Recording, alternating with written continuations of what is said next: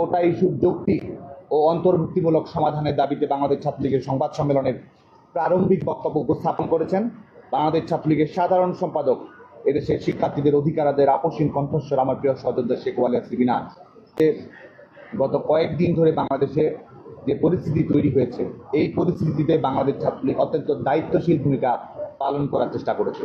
কোনো ধরনের অনাকাঙ্ক্ষিত ঘটনা যেন না ঘটে, কোনো অনভিপ্রেত ঘটনা যেন না ঘটে, কোনো অপ্রীতিকর পরিস্থিতির উদ্ভব যেন না হয়, সে ব্যাপারে বাংলাদেশ ছাত্রলীগ সর্বোচ্চ সজাগ ছিল, সোচ্চার ছিল। এবং যে বিষয়টি নিয়ে আলোচনা এসেছে, বিবদমান সেই ইস্যু নিয়ে সেটি একটি যৌক্তিক সুরাহা করার জন্য সংশ্লিষ্ট সকল পক্ষের সঙ্গে বাংলাদেশ ছাত্রলীগ সার্বক্ষণিক যোগাযোগ করেছে। কারণ এটি এমন একটি বিষয়, যে এই বিষয়টি আপনারা জানেন যে বিচার বিভাগের পর্যবেক্ষণের মধ্যে রয়েছে। আইনি দৃষ্টিকোণ থেকে সেটা একটি সাবজুডিস বিষয়, এবং বাংলাদেশ ছাত্রলীগ সবসময় নিয়মতান্ত্রিক এবং শান্তিপূর্ণ প্রক্রিয়ায় যে কোনো বিষয়ে সুরাহা করার জন্য, সমাধান করার জন্য রাজনৈতিকভাবে, সাংগঠনিকভাবে কর্মপ্রক্রিয়ায় তৎপর থাকে। এবং আমরা বাংলাদেশের ছাত্র রাজনীতির উপায় হিসেবে মনে করি যে কোনো সমস্যা নিরসন করার সবচেয়ে স্মার্ট এবং জনদুর্ভোগ তৈরি করে না। শিক্ষা প্রতিষ্ঠানের শিক্ষার পরিবেশ স্বাভাবিক থাকে, মানুষের স্বাভাবিক জীবন প্রক্রিয়ায় কোনো ধরনের ক্ষতি না হয়, সার্বিক বিষয় বিবেচনা করে বাংলাদেশ ছাত্রলীগ কিন্তু সিদ্ধান্ত গ্রহণ করে। এবং আমরা আজকে বাংলাদেশের ছাত্র সমাজ কোটা ইস্যুতে যে বক্তব্যগুলো নিয়ে এসেছে, সাধারণ শিক্ষার্থীরা যে ধরনের যৌক্তিক কথাগুলো বলেছে, সাধারণ শিক্ষার্থীদের তরফ থেকে যে উচ্চারণগুলো এসেছে, সাধারণ শিক্ষার্থীরা যে সংস্কারের প্রক্রিয়ার কথা বলেছে, বাংলাদেশ ছাত্রলীগের পক্ষ থেকে আমরা তাকে সংবেদনশীলভাবে গ্রহণ করি। শিক্ষার্থীদের নৈতিক উচ্চারণকে আমরা স্বাগত জানাই, এবং শান্তিপূর্ণ ছাত্র আন্দোলন যারা করছে বাংলাদেশ ছাত্রলীগ তাদের প্রতিও ধন্যবাদ জ্ঞাপন করছে। একই সঙ্গে আমরা মনে করি এটি বাংলাদেশ ছাত্রলীগের পক্ষ থেকে শুধু নয়, একই সঙ্গে ছাত্র সমাজের প্রতিনিধিত্বকারী সবচেয়ে বৃহত্তম ছাত্র সমাজ হিসেবে বাংলাদেশ ছাত্রলীগের ছাত্র সমাজের পক্ষ থেকে সুস্পষ্ট কিছু বক্তব্য রাখা প্রয়োজন। কারণ এটি এমন একটি বিষয়, যে বিষয় নিয়ে আপনারা জানেন যে যেহেতু এটি আপিল বিভাগের বিচারাধীন বিষয় রয়েছে, এর আগে নির্বাহী বিভাগের প্রজ্ঞাপন জারি করা হয়েছে, এবং সরকারি চাকরিতে কোটার বিষয়টি আমরা বলেছি বাংলাদেশ ছাত্রলীগের পক্ষ থেকে আমরা এটির একটি যৌক্তিক অন্তর্ভুক্তিমূলক তৈরি করতে যাচ্ছেন। মুক্তিযুদ্ধের চেতনা বাস্তবায়নে আমাদের গোটা দেশকে ঐক্যবদ্ধভাবে নেতৃত্ব দিয়ে যাচ্ছেন। আলোকেই পরবর্তীতে বাংলাদেশের বিসিএস সহ আমাদের প্রথম এবং দ্বিতীয় শ্রেণীর 9ম থেকে 13তম গ্রেডে সেই প্রক্রিয়ায় চাকরির নিয়োগ পরীক্ষা অনুষ্ঠিত হয়েছে। পরবর্তীতে হাইকোর্ট বিভাগে একটি মামলার পরিপ্রেক্ষিতে আপনারা জানেন কয়েকদিন ধরে যে পরিস্থিতিটি তৈরি হলো, শিক্ষার্থীরা বিশেষ করে সাধারণ শিক্ষার্থীরা অবশ্যই আমরা মনে করি যে তারা ধৈর্যের পরিচয় দিয়েছে, কিন্তু যারা বিশেষ করে কর্মকাণ্ডে কারো যাওয়াকে আমরা সাধুবাদযোগ্য বলে মনে করি না। যেখানে নির্বাহী বিভাগের পরিপত্র জারি রয়েছে, যেখানে এর আগে 2018 সালের বাস্তবতায় যেটি জারি করা হয়েছিল, সেটি যখন পুনর্বহাল হয়েছে, সেই পরিপ্রেক্ষিতে আন্দোলনকে আরো বেশি এগিয়ে নিয়ে যাওয়া, আন্দোলনকে আরো বেশি টেনে হিসেবে লম্বা করার প্রচেষ্টা, এবং বিচার বিভাগের প্রতি শ্রদ্ধা না দেখিয়ে এক ধরনের মব জাস্টিসের মতো নির্বাহী বিভাগের প্রতি আদেশ জানানো, এটি আমরা মনে করি যে এটি সুচিন্তিত কোনো পরিকল্পনা নয় বলে আমরা মনে করি। আজকে যেহেতু একটি আদালত সময় নিয়েছে, এবং বিবদমান সময়ে কোনো ধরনের কোটা না থাকার কথা আদালত বলেছে, সেই সময় সাধারণ শিক্ষার্থীদেরকে আমরা আহ্বান জানাবো, এবং সাধারণ শিক্ষার্থীরা সেই রায়ের পরিপ্রেক্ষিতে গতকালকে স্ট্যাটাস স্কোর পরেই কিন্তু আমরা দেখেছি সাধারণ শিক্ষার্থীরা কিন্তু শিক্ষা প্রতিষ্ঠানে ফিরে এসেছে, আবাসিক হলগুলোতে ফিরে এসেছে, এবং তারা আমাদের সঙ্গে আলাপনে, সাংবাদিকদের সঙ্গে আলাপনে তারা কিন্তু বলেছে তারা এই রায়ে সন্তোষ প্রকাশ করেছে, এবং সরকারের প্রতি তাদের আস্থা রয়েছে যে সরকার একটি যৌক্তিক, অন্তর্ভুক্তিমূলক, দূরদর্শী, টেকসই এবং যুগোপযোগী সমাধান তারা তৈরি করবে। কিন্তু আমরা লক্ষ্য করি যে এটিকে প্রলম্বিত করার একটি প্রচেষ্টা, এক ধরনের পলিটিক্যাল অ্যাটেনশন সিকারদের মধ্যে সেই প্রবণতা আমরা দেখতে পাচ্ছি।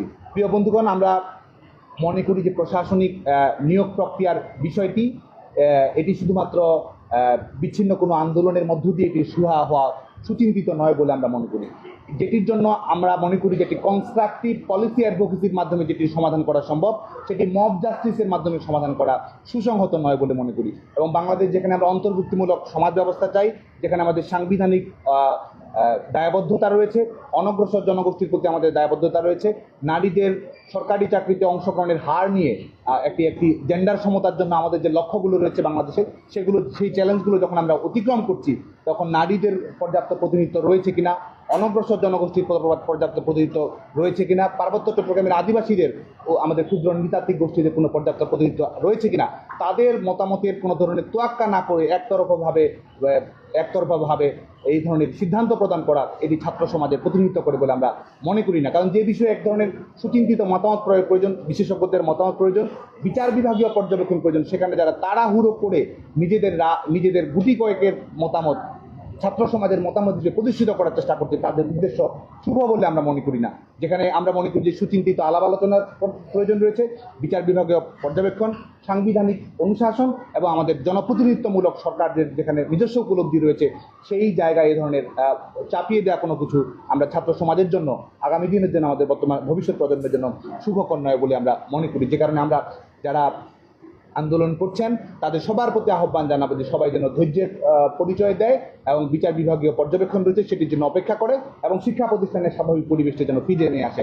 আমরা ক্লাস করব, আমরা পরীক্ষায় ফিরবো, আমরা লাইব্রেরিতে সময় দেবো, আবাসিক হলগুলোতে শিক্ষার পরিবেশ অক্ষুণ্ণ রাখবো, আগামী দিনে স্মার্ট সিটিজেন ভাব তৈরি করবো। শিক্ষার্থীদের যদি কোনো যৌক্তিক উপায় থাকে, যৌক্তিক বক্তব্য থাকে, শিক্ষার্থীরা আমরা মনে করি সেটি যৌক্তিক বক্তব্য প্রদান করার বিকল্প উপায় রয়েছে। সেখানে যদি আমরা দিনের পর দিন যদি আমরা অবরোধ তৈরি করি, দিনের পর দিন যদি আমরা ব্লকেট তৈরি করি, গোটা ঢাকা শহরকে যদি আমরা নাগরিকদের জন্য দুর্বিষহ যন্ত্রণার কারণ বয়ে নিয়ে আসি এবং যেখানে আমরা শিক্ষা প্রতিষ্ঠানের অভ্যন্তরেই কোনো ধরনের আমরা মনে করি গত কয়েকদিন ধরে ঢাকা শহরের নাগরিকেরা দুর্বিষহ যন্ত্রণার মধ্যে দিয়ে যাচ্ছে।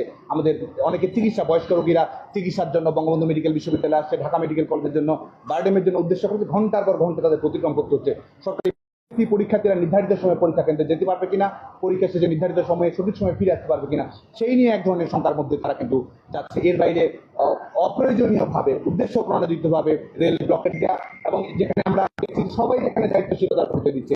এটি এমন একটি আন্দোলন যে আন্দোলনের কোনো প্রতিপক্ষ নেই, যেখানে বিচার বিভাগ দায় দিয়েছে, যেখানে নির্বাহী বিভাগ যে সরকারি পরিপক্ষের পক্ষে আদালতে লড়াই করছে এবং যেখানে আমরা ধারাবাহিকভাবে আমাদের শেখ হাসিনার নেতৃত্বাধীন আওয়ামী লীগ সরকার, তরুণ প্রজন্মের স্বপ্নের সরকার, যেটি বলছে যে দাবির প্রেক্ষিতে সরকার আন্তরিক, সেই বিষয়ে আমরা মনে করি যে আন্দোলনকে প্রলম্বিত করা এক ধরনের কৃত্রিম সংকট তৈরি করা ছাড়া অন্য কিছু নয় বলে আমরা মনে করি।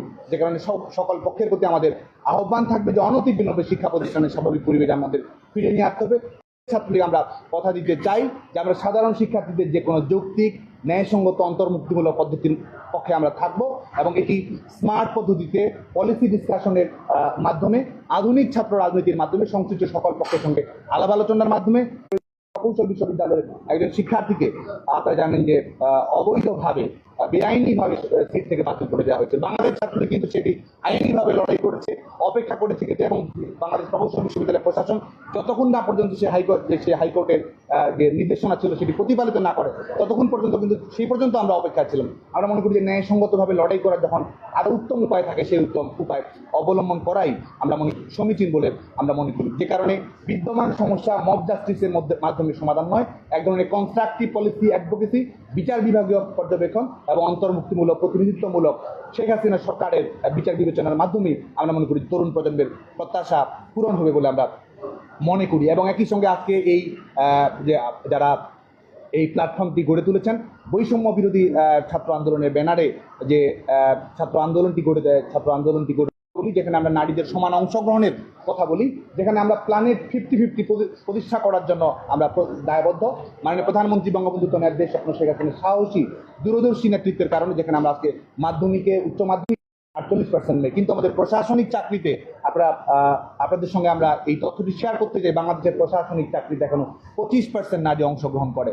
সর্বশেষ 2018 সালের পরিপত্র জারি হওয়ার আগের যে 3টি বিসিএস পরীক্ষা, সেই 3টি বিসিএস পরীক্ষার 100 জন ক্যাডারের মধ্যে 75 জনই, গড় 75 জনই পুরুষ এই চাকরি পরীক্ষাগুলোতে নিয়োগের পরীক্ষায় অবতীর্ণ হয়েছে এবং এবং 2018 সালের বাস্তবতার পরবর্তী দুটি বিসিএস বিশেষ বিবেচনা, বিশেষ করে নারীদের সংখ্যাটি যেন হুট করে কমে নিয়ে আসে, সেখানে বিশেষ প্রবিধান অনুসরণ করার কারণে সেটি 24% 25% ছিল।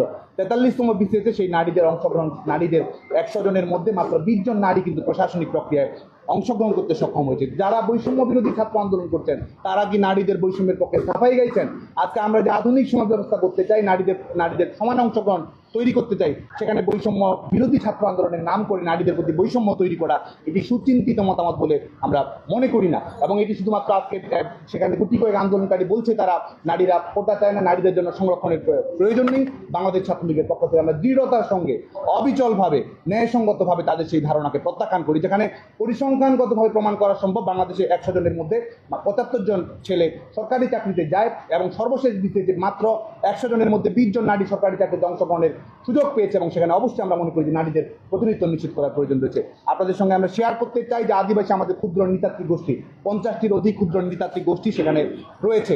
আমরা 2018 সালে পরিপত্র জারি করার আগের বিসিএসে 21 জন, মাত্র 21 জন সেই কোটা সংরক্ষণ সুবিধার কারণে তারা সেই 21 জন বিসিএস ক্যাডার হিসেবে নিয়োগ পাওয়ার সুযোগ পেয়েছে। পরবর্তী দুটি বিসিএসে আমরা বিনয়ের সঙ্গে বলতে চাই, পরবর্তী দুটি বিসিএসে পার্বত্য চট্টগ্রাম থেকে একজন নিরীক্ষা ক্যাডারে, একজন প্রশাসন ক্যাডারে সুযোগ পেয়েছে। পার্বত্য চট্টগ্রামের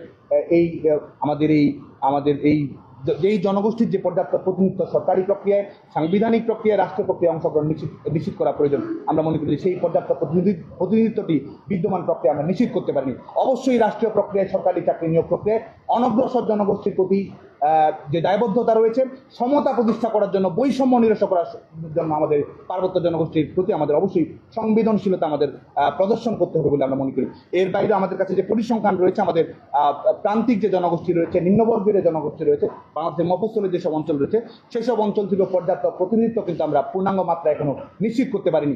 মেট্রোপলিটন নির্ভর চাকরি ব্যবস্থাকে বাংলাদেশ ছাত্রলীগ দৃঢ়তার সঙ্গে প্রত্যাখ্যান করে। আমরা মনে করি যে অবশ্যই বাংলাদেশের চাকরি পদ্ধতি ব্যবস্থা সমতার স্বার্থে, বৈষম্য নিরসনের স্বার্থে অন্তর্ভুক্তিমূলক হতে হবে। বাংলাদেশের কৃষকের সন্তান, বাংলাদেশের শ্রমিকের সন্তান, মেহনতি মানুষের প্রতিনিধিত্ব আমরা মনে করি যে নিশ্চিত করার প্রয়োজন রয়েছে। সে কারণে অবশ্যই এক ধরনের প্রগ্রেসিভ ব্যবস্থা বাংলাদেশের সরকারের পক্ষ থেকে গ্রহণ করতে হবে। বিচার বিভাগের পর্যবেক্ষণে সেটি আসবে বলে আমরা দৃঢ়তার সঙ্গে বিশ্বাস করি। এই বাস্তবতাগুলোর আলোকে আমরা মনে করি যে আমাদের সংশ্লিষ্ট সকল পক্ষকে ধৈর্য ধারণ করতে হবে। এবং যেখানে আমরা নিজেরা নির্ধারণ করে দিচ্ছি আজকে শাহবাগে কিংবা বাংলাদেশের যে কোনো অঞ্চলে, আমরা এখানে নিজেরা যদি পার্বত্য চট্টগ্রামের যারা ক্ষুদ্র নৃতাত্ত্বিক গোষ্ঠী তাদের ভাগ্য নির্ধারণ করছি। বাংলাদেশের কক্সবাজারে কিংবা চট্টগ্রামে একজন মাদ্রাসায় যে মেয়েটি পড়ছে, স্কুলে যে মেয়েটি পড়ছে, বাল্যবিবাহ, যৌতুক এসব নিরসন করে যে মেয়েটি আজকে লড়াই করছে, তার ভাগ্য নিয়ে ছিনিমিনি খেলার অধিকার বাংলাদেশ ছাত্রলীগ কখনোই স্বীকার করবে না। বাংলাদেশের প্রত্যেকটি মেয়ের নিরাপত্তা, প্রত্যেকটি মেয়ের স্বাধীনভাবে বেড়ে ওঠা, প্রত্যেকটি মেয়ের চাকরির নিশ্চয়তা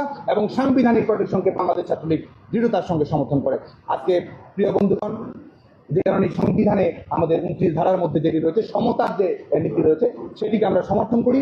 এবং একই সঙ্গে অনগ্রসর জনগোষ্ঠীর প্রতি যে আমাদের দায়বদ্ধতা রয়েছে, ব্যাকওয়ার্ড সিটিজেনের প্রতি যে আমাদের দায়বদ্ধতা রয়েছে, সেটি প্রতিপালিত হওয়ার জন্য আহ্বান জানাই। আরেকটি বিষয় আমরা বলতে চাই যে আমাদের একটি স্লোগান দেওয়া হচ্ছে, যেটি অনেক সময় পপুলিস্ট স্লোগান হলেই যে সেটিকে সমর্থন করতে হবে সেটিকে আমরা মনে করি না। আজকে মেধা না কোটা এ ধরনের একটি স্লোগান দেওয়া হচ্ছে। তার মানে বলা হচ্ছে যে মেধা এবং কোটা দুটি বৈপরীত্যমূলক ধারণা। আসলে কিন্তু সেটিও সঠিক ধারণা নয়। কারণ যারা এর আগে পরিপত্র অনুযায়ী যারা কিংবা আমাদের বিভিন্ন প্রগ্রেসিভ কোটা অনুযায়ী, শুধুমাত্র বাংলাদেশ নয়, যে কোনো কল্যাণধর্মী রাষ্ট্রের নিয়ম অনুযায়ী যারা বিশেষ ধরনের প্রোটেকশন পায়, তারাও কিন্তু সবাই মেধাবী। এখানে কে মেধাবী না, মেধার টেন্ডার দেওয়ার অধিকার তো কাউকে দেওয়া হয়নি। এখানে মেধা করতে দেওয়ার গঠন করে নিজে কে মেধাবী। যারা চাকরি পাচ্ছে তারা যেমন মেধাবী, যারা চাকরি পায় না তাদের মধ্যেও তো মেধাবী থাকতে পারে। এবং একই সঙ্গে সবচেয়ে বড় বিষয়, যারা এই আমাদের সরকারি যে রাষ্ট্রীয়ভাবে যে আমরা সুরক্ষা নীতিগুলো দিই, সেই সুরক্ষা নীতিগুলো কিন্তু যারা পায় তাদেরও কিন্তু আপনার প্রিলিমিনারি পরীক্ষায় পাস করতে হয়, তাদেরও রিটেন পরীক্ষায়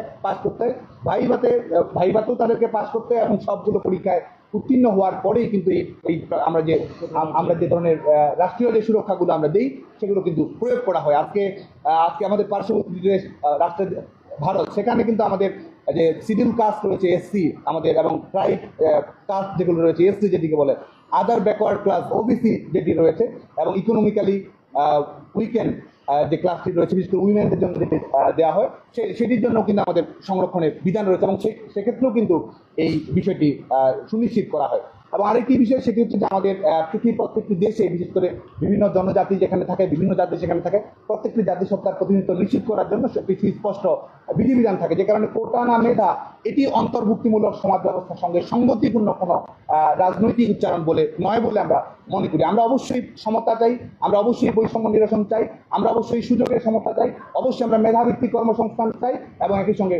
অনগ্রসর জনগোষ্ঠীর প্রতি, পিছিয়ে পড়া জনগোষ্ঠীর প্রতি যে সংবেদনশীলতা থাকা প্রয়োজন রাষ্ট্রীয় অঙ্গীকারে আমরা সেটির প্রতিফলন আমরা দেখতে চাই। প্রিয় বন্ধুগণ, আজকের এই আন্দোলনকে ঘিরে আজকে আমরা দেখতে পাচ্ছি যে সাধারণ শিক্ষার্থীদের অঙ্গীকারের প্রতি আমাদের সংবেদনশীলতা রয়েছে, কিন্তু একই সঙ্গে আমরা শঙ্কার সঙ্গে লক্ষ্য করছি যে আমাদের এই আন্দোলনকে ভিন্ন খাতে প্রবাহিত করার একটি প্রচেষ্টা রয়েছে, যেখানে যে আন্দোলনের কোনো প্রতিপক্ষ নেই, যে আন্দোলনের সঙ্গে সরকার পক্ষের আইনজীবী একমত, যে আন্দোলনের জন্য সরকার পক্ষে লড়ছে, যে আন্দোলনের পক্ষে সরকার দল বলছে যে আন্তরিক, যে আন্দোলনের পক্ষে আমরা বাংলাদেশ ছাত্রলীগ যুক্তি অন্তর্ভুক্তিমূলক সমাধান করছি, সেই আন্দোলনকে প্রলম্বিত করার প্রচেষ্টা কোনো শুভ চিন্তা নয় বলে আমরা মনে করি, এবং এই আন্দোলনকে রাজনৈতিকভাবে ব্যবহার করার একটি প্রচেষ্টাও আমরা দেখতে পাচ্ছি। আজকে আমরা দেখতে পাচ্ছি যে আমাদের চলমান আন্দোলনকে রাজনৈতিকভাবে ব্যবহার করার প্রচেষ্টা তাদের আমরা দেখতে পাচ্ছি। আমরা দেখেছি মাননীয় প্রধানমন্ত্রী বঙ্গবন্ধু দেশ রত্ন শেখ হাসিনার সরকার আমাদেরকে স্মার্ট নিয়োগ প্রক্রিয়া দিয়েছেন, আমাদের সরকারি বেসরকারি খাতে স্বচ্ছতা, মেধা, যোগ্যতার ভিত্তিতে চাকরির প্রক্রিয়া নিশ্চিত করেছেন, আমাদের প্রত্যেক বছর বিসিএস পরীক্ষা সহ সরকারি বেসরকারি চাকরির সুযোগ তৈরি করে দিয়েছেন, আমাদের উদ্যোক্তা হওয়ার সুযোগ মাননীয় প্রধানমন্ত্রী বঙ্গবন্ধু দেশ রত্ন শেখ হাসিনার সরকার তৈরি করে দিয়েছেন। তরুণ প্রজন্মের সঙ্গে শেখ হাসিনা সরকারের সম্পর্ক হচ্ছে আত্মিক সম্পর্ক, তরুণ প্রজন্মের সঙ্গে শেখ হাসিনা সরকারের সম্পর্ক হচ্ছে হৃদয়ের সম্পর্ক, তরুণ প্রজন্মের সঙ্গে শেখ হাসিনা সরকারের সম্পর্ক হচ্ছে অভিন্ন মুক্তিযুদ্ধের চেতনা বাস্তবায়নের অভিন্ন লড়াইয়ের সম্পর্ক। আজকে আমরা দেখতে পাচ্ছি যে শিক্ষার্থীদের এই আন্দোলনকে ভিন্ন খাতে প্রবাহিত করার জন্য বিএনপি জামায়াত গোষ্ঠী, যেই বিএনপি জামায়াত গোষ্ঠী তরুণ প্রজন্মের স্থায়ী শত্রু, যেই বিএনপি জামায়াত গোষ্ঠী তরুণ প্রজন্মের স্বপ্ন নিয়ে চিনিমিনি খেলেছে, তারা আজকে আন্দোলনে সংহতি প্রকাশ করার জন্য চেষ্টা করছে। লন্ডন থেকে যারা আজকে এই আন্দোলনে সংহতি প্রকাশ করার জন্য চেষ্টা করছে, তাদের কাছে আমরা প্রশ্ন রাখতে চাই যে প্রশাসনে ভাইয়া ক্যাডার কে চালু করেছিল? দলীয় ক্যাডার এবং বিসিএস ক্যাডার হওয়াকে সমার্থক শব্দে কে পরিণত করেছিল?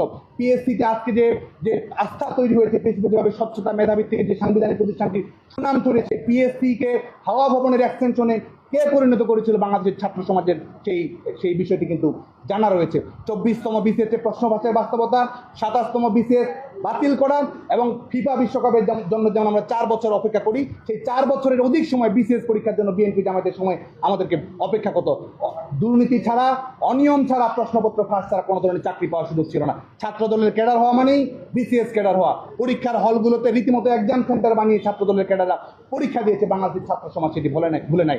এবং আমরা আরো লক্ষ্য করি, লন্ডন থেকে যারা ওয়াজ নসিহত করছে, যিনি ওয়াজ নসিহত করছেন বিসিএস পরীক্ষা দেওয়া তার যোগ্যতাই নেই, বিশ্ববিদ্যালয়ে তিনি লেখাপড়া করেননি, আজকে তিনি ডিকটেট করছেন যে বিসিএস পরীক্ষায় কারা অংশগ্রহণ করতে পারে, মেধার ভিত্তিতে হওয়া উচিত কিনা। আমরা মনে করি এটি সুস্পষ্টভাবে ছাত্র সমাজের সঙ্গে তামাশা, এটি ছাত্র সমাজের সঙ্গে প্রহসন। আমরা দৃঢ়তার সঙ্গে বিশ্বাস করি মাননীয় প্রধানমন্ত্রী বঙ্গবন্ধু দেশ রত্ন শেখ হাসিনার সরকারি একটি যৌক্তিক অন্তর্ভুক্তিমূলক যে সমাধান প্রয়োজন, সেই সমাধানটি মাননীয় প্রধানমন্ত্রী বঙ্গবন্ধু দেশ রত্ন শেখ হাসিনার সরকারই এটি সুনিশ্চিত করবে। যারা সাধারণ শিক্ষার্থী রয়েছে, আমরা দেখেছি হাইকোর্টের আমাদের সুপ্রিম কোর্টের পর্যবেক্ষণের পরে আমাদের সাধারণ শিক্ষার্থীরা কিন্তু ফিরে এসেছে। আমরা মনে করি যে তারাই সত্যিকারের এই দাবিটির একটি স্থায়ী সমাধান চায়। এর বাইরে যারা রয়েছে তারা, আমরা মনে করি, একজনের পলিটিক্যাল অ্যাটেনশন সিকিং এর প্রবণতা থেকে তারা এই কাজটি করছে।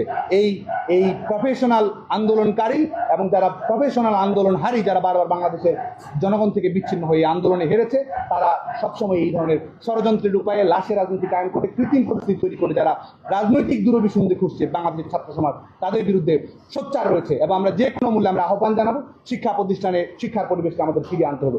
আমরা ক্লাস করব, লেখাপড়া করব, লাইব্রেরিতে সময় দিব, প্রস্তুতি নিব, এবং একই সঙ্গে আমাদের যৌক্তিক কোনো কথাবার্তা থাকলে যৌক্তিক উপায়ে সেটি আমরা সংশ্লিষ্ট সকল মহলের কাছে আমরা তুলে ধরবো। কিন্তু তার জন্য শিক্ষা প্রতিষ্ঠানকে জিম্মি করা, তার জন্য স্বাভাবিক জনজীবনকে জিম্মি করার অধিকার তার রয়েছে বলে আমরা মনে করি। এবং সেক্ষেত্রে তাদের উদ্দেশ্যটিকে আজকে তো এই মুহূর্তে তো বাংলাদেশে কোটা নেই। আজকে যারা চাকরির জন্য বা আগের নিয়ম বহালের জন্য যারা আন্দোলন করছে, তারা কি চাকরিজীবী না আন্দোলনজীবী? আজকে বাংলাদেশের ছাত্র সমাজের পক্ষ থেকে কিন্তু এই প্রশ্নটি আসছে।